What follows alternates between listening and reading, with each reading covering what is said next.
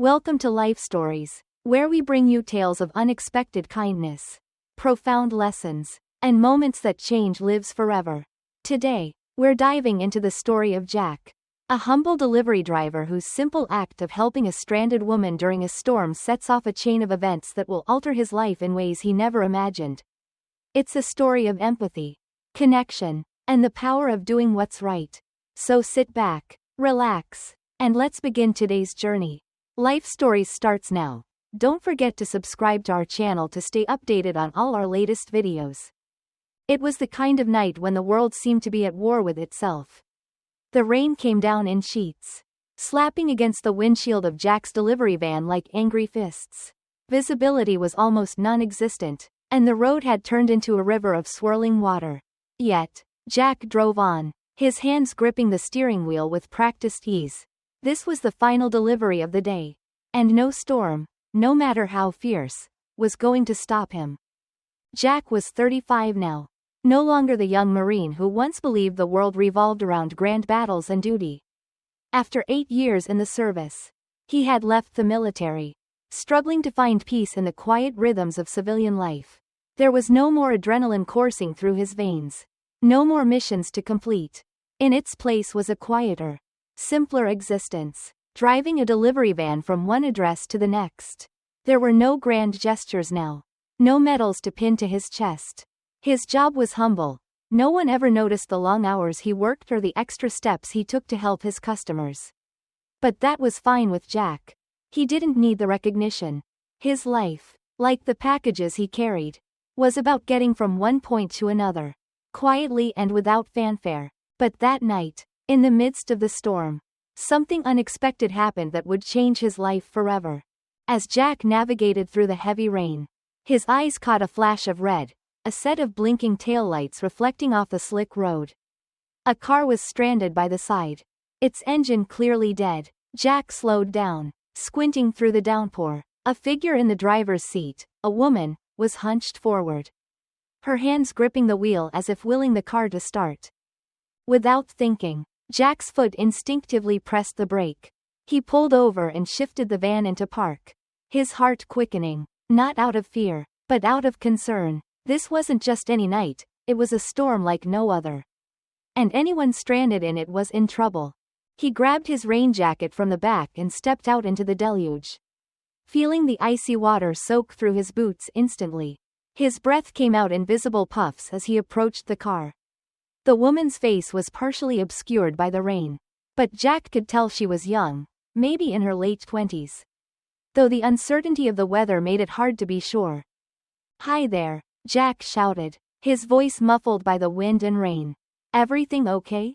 She looked up, startled at first, then relieved when she saw Jack standing there. "My car just died on me," she replied, holding up her phone with a frown. "No service. I don't know what to do." Jack's training kicked in. In the Marines, there was a simple rule: never leave anyone behind. The idea of walking away from someone in need was unthinkable.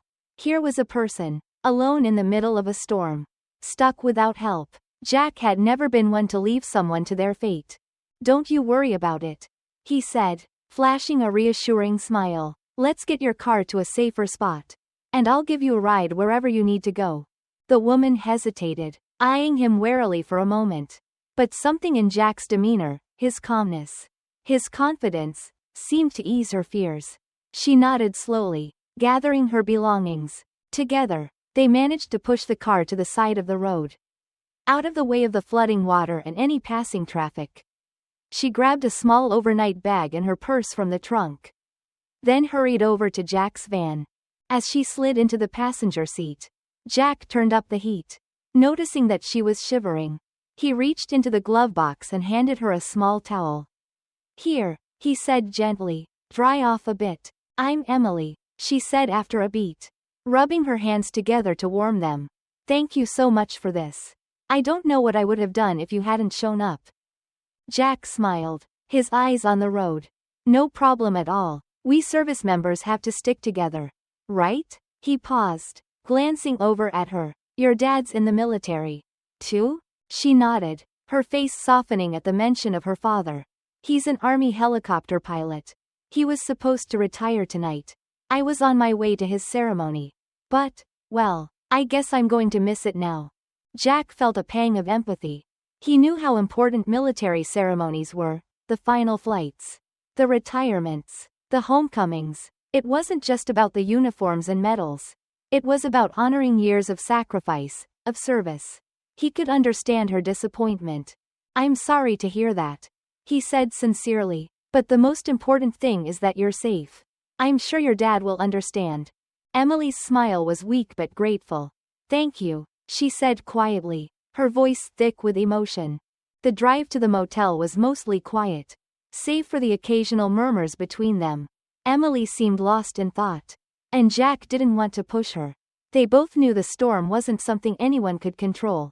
But in this moment, in this small act of kindness, he could give her something that mattered, her safety. A warm ride, and a brief respite from the storm that had ruined her plans. When they arrived at the motel, Emily tried to hand him some money. But Jack shook his head. Not necessary, he said firmly. I was heading this direction anyway. You just focus on getting some rest and getting to your dad's ceremony. Emily looked at him for a long moment. Her eyes filled with gratitude. I really don't know how to thank you, she said softly. Jack gave her a reassuring smile. No need to thank me. It's just what we do. With that, he left her at the motel and headed back into the storm to finish his deliveries. It had been a long night, but there was something about helping someone in need that made the effort worthwhile. Despite being 30 minutes late for his next stop, Jack didn't regret the decision to stop for Emily. Some things, he believed, were just more important than a strict schedule. The storm had passed by the time Jack resumed his route the following morning. The sky had cleared, revealing a pale blue expanse that seemed to stretch on forever.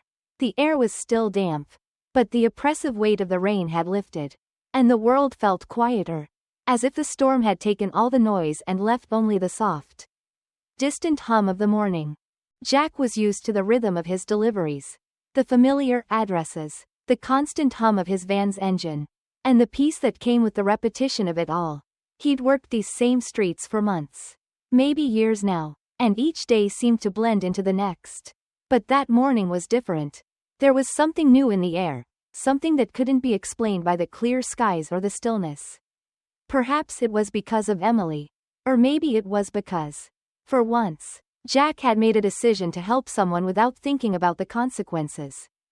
As Jack drove down a narrow road lined with fields, he pulled up to a rural address on the outskirts of town. It was one of the last deliveries for the morning, and he had finally started to make up for the lost time from the night before. Still, he couldn't shake the feeling that he was being watched. The deep, rhythmic thumping of helicopter blades cut through the quiet of the countryside, drawing Jack's attention to the sky. He looked up and froze. It was a Black Hawk helicopter, flying low and slow above the tree line, its dark silhouette cutting across the brightening sky.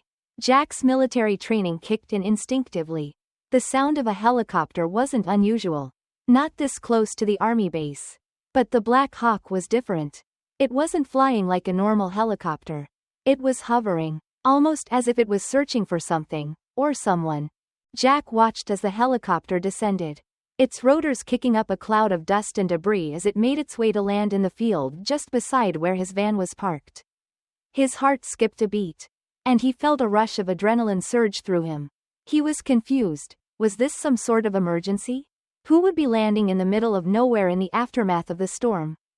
The helicopter's engines whined as it touched down. And as the dust began to settle, the side door opened. A figure in an army uniform stepped out, his boots crunching against the gravel as he walked toward Jack's van. But it wasn't just any soldier. Standing beside the army officer was Emily. Jack blinked in surprise. What was she doing here? Was this some sort of military escort? As the two figures drew closer, Emily waved at Jack with a shy smile. Jack, she called, her voice carrying above the sound of the helicopter's engine still idling behind them. I didn't expect to see you here. The man walking with her, a tall and broad-shouldered figure with a military bearing, extended his hand to Jack. His uniform, adorned with patches and medals, marked him as someone of significant rank. You must be Jack, he said, his voice firm but friendly. I'm Colonel David Harrison. This is my daughter, Emily. She told me what you did for her last night. I can't thank you enough. Jack stood frozen for a moment, unsure of what was happening. He wasn't used to this kind of attention, especially not from someone so high up in the military. He extended his hand to shake the colonel's, trying to maintain his composure despite the unexpectedness of the situation. It was nothing, sir, Jack said, his voice betraying none of the shock he felt. Just helping out. It's what we do. The colonel gave him a knowing smile, but there was a glint of something deeper in his eyes. No, son, he said, his voice steady. It wasn't nothing. You went above and beyond. Marines, we've got a saying, never leave a man behind. You did more than most people would have. Jack couldn't help but smile at the familiar words. The phrase, never leave a man behind, was etched deeply in his soul. It was one of the lessons he had carried with him from his time in the service. It was more than just a motto, it was a way of life. And hearing those words from the colonel made Jack feel a sense of pride. Despite the modesty he tried to maintain, the colonel continued, his voice softening a bit as he spoke.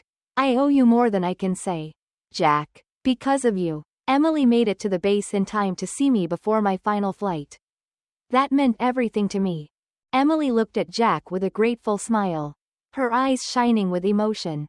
She reached out and took Jack's hand in hers, giving it a firm shake. I really don't know how to thank you, she said, her voice cracking slightly. You made it possible for me to be with my dad. That's something I'll never forget. Jack was overwhelmed by the sincerity in their words. He didn't expect anything in return for his kindness. In fact, he hadn't thought twice about helping her. But seeing the way Emily and her father were looking at him, like he had just done something monumental, made him feel something he hadn't felt in a long time, important. He was reminded of the simple power of a kind gesture. The colonel cleared his throat, pulling a small package from his jacket pocket and handing it to Jack. I can't repay you for what you've done, but this is a token of my appreciation, he said, his voice firm once again. I know it's not much, but I hope it helps. Jack hesitated, taking the package from the colonel. It was heavy, much heavier than he expected. When he opened it, his eyes went wide. Inside was a thick stack of cash. Jack looked up at the colonel, stunned. I can't accept this, he stammered. The colonel simply shook his head. It's not charity, son. It's a reward for doing what's right. You helped my daughter when she needed it most. This is just a small way of saying thank you. Jack felt the weight of the money in his hands. But what truly struck him was the deep sense of gratitude that came with it. Emily's father had earned his respect in ways words couldn't describe. As they turned to leave, Jack stood there for a long time, still trying to comprehend what had just happened. It was one of those moments when the world seemed to slow down. And Jack realized that sometimes, the right thing to do can change everything. As the helicopter's blades began to spin again, kicking up dust and debris, Emily and Colonel Harrison climbed back into the aircraft. Jack stood by his van, still processing the whirlwind of events that had just unfolded before him. The colonel's words, the gratitude in Emily's eyes, and the unexpected gift, all of it left Jack with a sense of confusion and awe. He hadn't done anything extraordinary. He had simply seen someone in need, and without hesitation, had acted on the instinct that had been drilled into him during his years in the Marines, to never leave anyone behind. But the weight of the cash in his hands, along with the colonel's firm handshake and steady words, left Jack with a feeling he hadn't experienced in years, recognition. It wasn't the kind of recognition that came from medals or accolades, but something deeper, more human. It was the kind of recognition that validated the choices he had made, the values he had carried with him since leaving the service. For once, it felt like someone truly saw him, not just as a delivery driver or a former Marine, but as a person who had made a difference, however small, in someone else's life. As the helicopter disappeared into the distance, Jack stood there for a few moments longer, staring at the package in his hands. He could feel the weight of it, both physically and metaphorically. This wasn't just money, it was a symbol. It represented more than just an act of kindness. It represented the unexpected ripple effects that one simple decision could cause. Helping Emily hadn't been about expecting something in return. But here he was, holding something that would change his life in ways he hadn't yet realized. Jack glanced at the time on his phone. He was late. Of course, he was late. The company had been cutting corners for months. And being late for deliveries meant trouble. He didn't have the luxury of time. And now, he was even further behind schedule. His boss wouldn't be pleased. But as Jack climbed back into his van and turned the key in the ignition, a strange sense of calm washed over him. Yes, he was late. Yes, the company would likely make a fuss. But in the grand scheme of things, it didn't matter. Not anymore. Driving down the winding road, Jack's thoughts began to drift. Reflecting on his life since leaving the Marines. It hadn't been easy. The noise of civilian life had always been overwhelming at first. The constant clamor of the city and the mundane tasks that seemed to stretch on forever. He hadn't expected to find peace in something as simple as delivering packages. But there was a certain rhythm to it. The steady hum of the van's engine. The quiet early mornings when he'd start his route before the world had fully woken up. It was in these small moments that Jack had found a sense of grounding. Still, there was always the feeling that he was just getting by. Always one paycheck away from disaster. He'd made the decision to leave the Marines for a quieter life. But quiet didn't always mean easy. The constant pressure to survive, to make ends meet, weighed heavily on him. He hadn't asked for much, just enough to stay afloat, but it always felt like he was barely keeping his head above water. The cash from Colonel Harrison felt like a lifeline. More than just the amount itself. It was the breathing room it offered, freedom from the ever-present stress of bills, late payments, and the fear of losing what little stability he had. Jack could cut back on a few shifts now. Give himself a little more space to breathe, to rest. For the first time in a long time, he didn't feel like he was drowning. As he made his next stop, the familiar routine of his deliveries calmed him. He handed over the package, smiled at the customer, and moved on to the next address. It was a simple life. Yes, but it was his. And for all the struggle and the monotony, Jack had come to appreciate the quiet moments. The work was honest. The days were predictable. And he didn't have to answer to anyone except himself. There was comfort in that. Even if it was just a small comfort. The money in his pocket was more than a financial boost. It was a reminder of the power of kindness. The unspoken connections that could be formed between people. Even strangers. That single act, stopping to help a woman stranded in a storm, had rippled outward in ways Jack couldn't have imagined. It had connected him to Emily. To her father. And in a way, it had connected him to something greater than himself. But even as he acknowledged the significance of the moment, Jack couldn't help but wonder, was this really the turning point he'd been waiting for? Had one small act of kindness changed his entire path? Perhaps. Perhaps not. But what Jack did know, as he drove through the quiet roads, the sun now fully risen and the storm a distant memory, was that sometimes the right thing to do wasn't the easiest or the most convenient. It wasn't about money or recognition, it was about doing what was right in that moment. And for Jack, that was enough. As he pulled into the next delivery stop, he felt something shift within him. Maybe he wasn't just getting by. Maybe, just maybe, there was more to life than simply surviving. Maybe the kindness he had shown to Emily had unlocked a new possibility for him. A chance to start living. Truly living. For the first time in years. Over the next few weeks, Jack noticed the difference the unexpected gift had made. The financial relief was immediate. But it wasn't just the money that changed his life. It was the shift in his perspective. For the first time in years, he wasn't just surviving. He wasn't constantly racing against the clock, barely keeping his head above water. The cash from Colonel Harrison gave him breathing room. It allowed him to cut back on a few shifts, take some time to rest, and finally start enjoying the simple things he'd once overlooked. His days felt lighter, the weight of constant worry easing off his shoulders. And Jack realized something that had always been true, but he'd never fully embraced. Sometimes, the smallest acts of kindness could lead to the biggest changes in life. Helping Emily that stormy night wasn't just a random act, it was the catalyst for his own transformation. He continued his deliveries, but now, he took time to appreciate each moment. He found himself more present, more connected to the world around him. He stopped to help others when they needed it, just as he had helped Emily. It wasn't about grand gestures, it was about being there for someone, no matter how small the need. And so, Jack's life began to shift. He wasn't chasing survival anymore. He was living, he was breathing, he was finding joy in the quiet moments, in the kindness he gave and received. Sometimes, the most profound changes come from the simplest of actions.